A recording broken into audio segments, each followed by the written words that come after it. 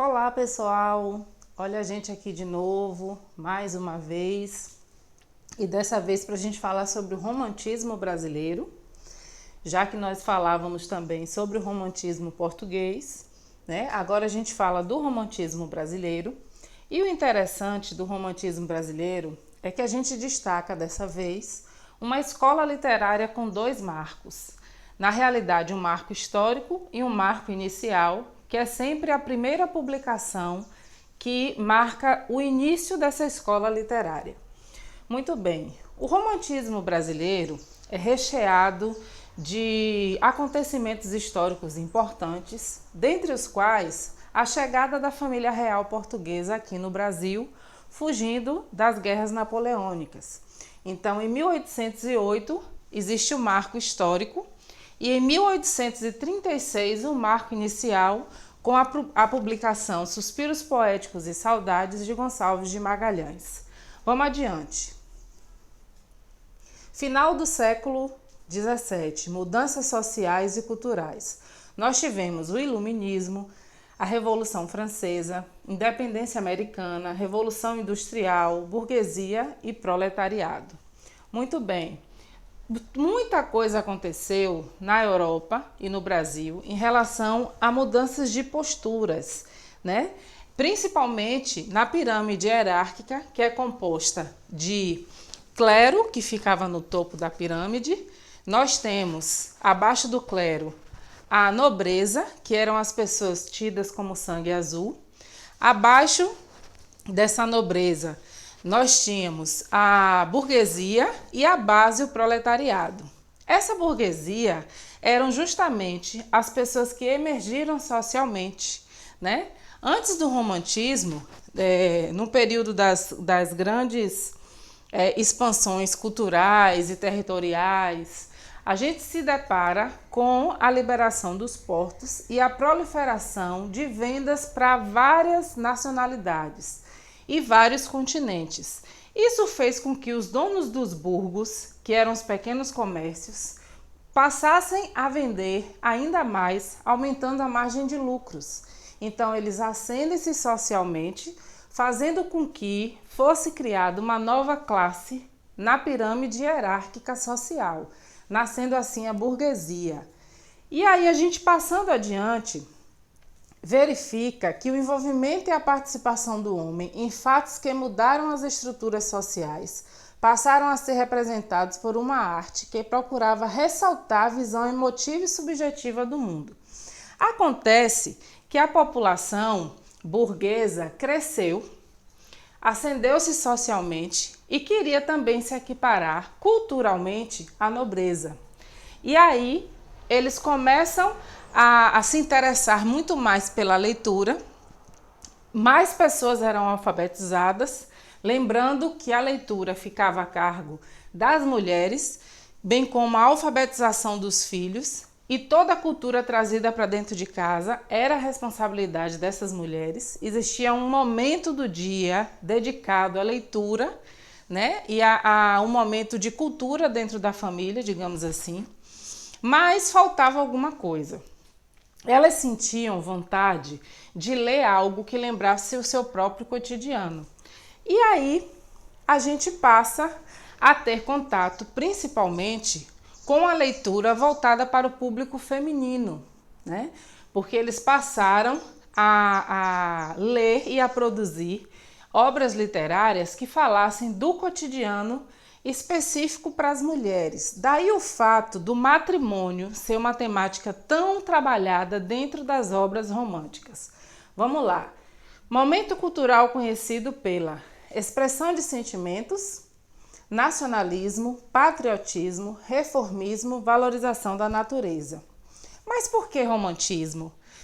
Lembra que eu falei que o público feminino era o alvo principal dos escritores românticos? Pois bem, eles sentiam falta de uma publicação que lembrasse o cotidiano desses novos burgueses, né? Desses novos seres que estavam culturalmente se equiparando à nobreza. Daí surge na literatura um novo gênero chamado romance, que é a escrita que falava do cotidiano desses burgueses. Daí o fato da escola literária se chamar romantismo, ou a escola literária dos burgueses. O romantismo no Brasil. Nós temos a Inconfidência Mineira e a vinda da família real portuguesa para cá, como contexto histórico, além de, em 1822, a independência do Brasil acabar fazendo com que a temática nacionalista entrasse em vigor como primeira fase da poesia romântica brasileira. Contexto do romantismo brasileiro, continuando, marco inicial, Niterói, em 1836, e a publicação de Suspiros Poéticos e Saudades, de Gonçalves de Magalhães, no mesmo ano, e o marco final, a publicação de O Mulato e Memórias Póstumas de Brás Cubas, O Mulato de Aloysio de Azevedo, Memórias Póstumas de Brás Cubas de Machado de Assis, ambas publicadas em 1881. Primeira geração, segunda geração, terceira geração. São gerações da poesia romântica. A prosa é dividida em tipologias de romances. Vamos lá. Primeira geração, nacionalismo e indianismo. Gonçalves Dias é o principal nome e ele levanta a questão do mito do bom selvagem, que foi um lema trabalhado por Rousseau.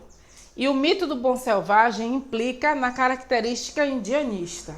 Consolidou o romantismo no Brasil, temática pátria, religião e natureza. As obras de destaque: primeiros cantos, Leonor de Mendonça, segundos cantos, As Cestilhas do Freantão e últimos cantos. Esse primeiros cantos, segundos cantos e últimos cantos são coletâneas que formam uma linha de antologia poética. Então, nessa antologia poética, nós temos Canção do Exílio, Minha Terra tem palmeiras onde canta o sabiá, As aves que aqui gorjeiam, não gorjeiam como lá. E tem o saudosismo dentro desse contexto literário, Não permita, Deus, que eu morra sem que eu volte para lá. Minha terra tem palmeiras onde canta o sabiá. Elementos genuinamente brasileiros, né? Palmeiras, sabiá. E a questão do saudosismo, porque quando ele escreveu a poesia, ele era um estudante na Universidade de Coimbra e morava em Portugal. Nós temos também Ijuca-Pirama, que é a obra indianista, a epopeia indianista de Gonçalves Dias, e que aborda questões de antropofagia,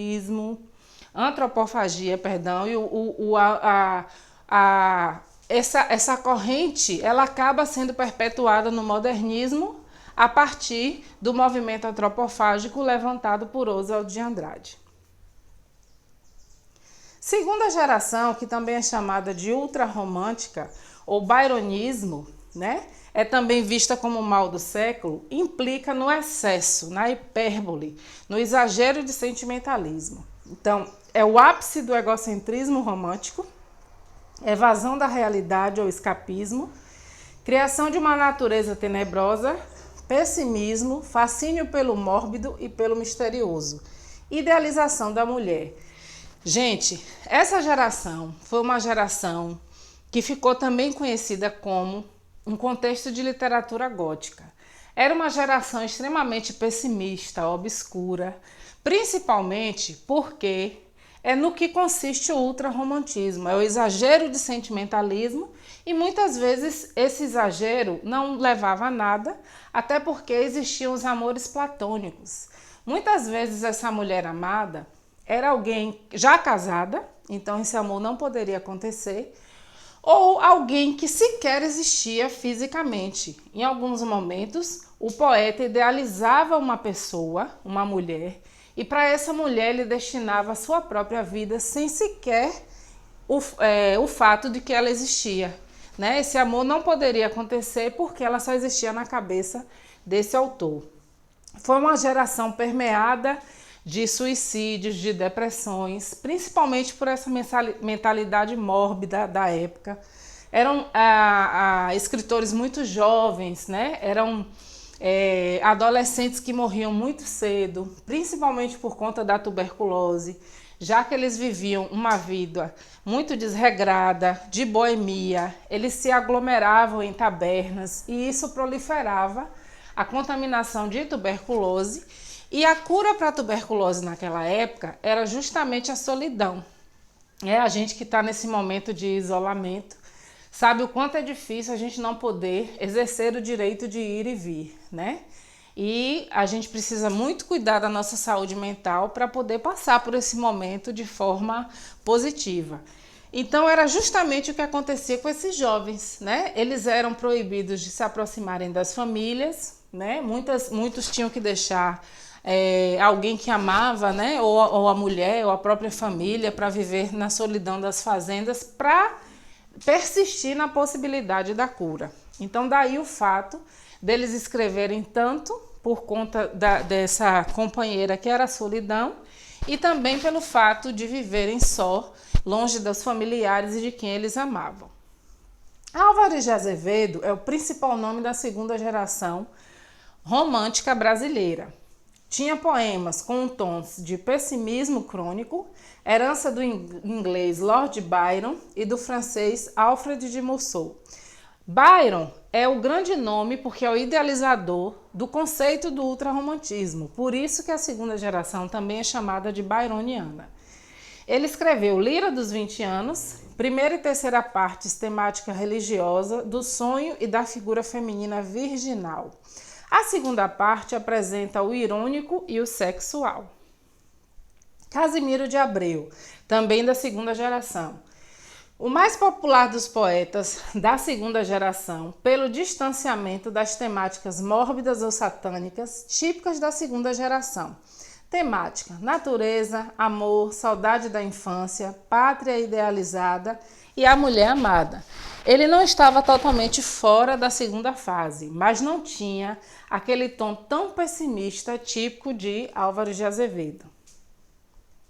Fagundes Varela é visto como um poeta de transição, porque já começava a escrever sobre temáticas da escravidão, que é a temática da poesia social da terceira fase, certo? Autor de transição da segunda para a terceira geração romântica, tema escravidão, que era comum à terceira fase, e solidão e morte, que eram as temáticas da segunda geração. Terceira geração ou hugoana, né? Ou chamada de geração social ou condoreira. Bom, nós temos aqui a preocupação social, inspirados em Victor Hugo, eram porta-vozes da luta contra as injustiças e crueldades praticadas contra os escravos. A gente tem, nesse período, do que a gente chama de terceira fase, né? Ou terceira geração poética romântica, um grande nome, Castro Alves. Castro Alves nasceu em 1847 e faleceu em 1871. Era conhecido como o poeta dos escravos, porque ele escrevia temática abolicionista. Tinha uma poesia retórica, versos musicais e grandiloquentes. A poesia de Castro Alves era sempre uma poesia com um tom de oratória poderoso, né? Ao declamar uma poesia de Castro Alves, é como se o empoderamento trouxesse a você uma oratória de discurso. É como se você estivesse não só declamando uma poesia, mas como se você estivesse discursando para uma plateia. Daí o fato do tom grandiloquente. Uso de hipérboles, personificações e metáforas. São obras de destaque Vozes da África e Navio Negreiro, publicados em Os Escravos, em 1883, Espumas Flutuantes, em 1870 e A Cachoeira de Paulo Afonso, em 1876. Além de poesia social, ele escreveu também um pouco de poesia erótica, onde a gente pode ler em algumas poesias compostas na obra Espumas Flutuantes. Souza Andrade, que é o segundo nome da terceira geração da poesia romântica brasileira, nasceu em 1832 e morreu em 1902. Caráter inovador e originalidade dos versos, obras de destaque Guês Errante e Harpas Selvagens. Souza Andrade não teve tanta repercussão quanto Castro Alves, principalmente porque escrevia muito sobre contos americanizados, já que ele tinha vivido nos Estados Unidos por mais de 15 anos. E como a proposta era nacionalista, né? Independente de estar na primeira geração, na segunda ou na terceira, a proposta da poesia romântica brasileira era um tom nacionalista. Então, a temática nacionalista da época era a questão da escravidão, daí o fato da valorização de Castro Alves para a terceira fase romântica. Bom, galera, vou ficando por aqui. Eu espero que vocês tenham gostado. Qualquer dúvida eu estou à disposição, qualquer necessidade especial também. E eu espero que vocês estudem, pesquisem, sigam as dicas que a gente passa para vocês de sites, de links, de videoaulas, né? E aqui, por enquanto, é só um reforço. E eu espero encontrá-los em breve. Um beijo, fiquem com Deus. Saudade demais de cada um de vocês.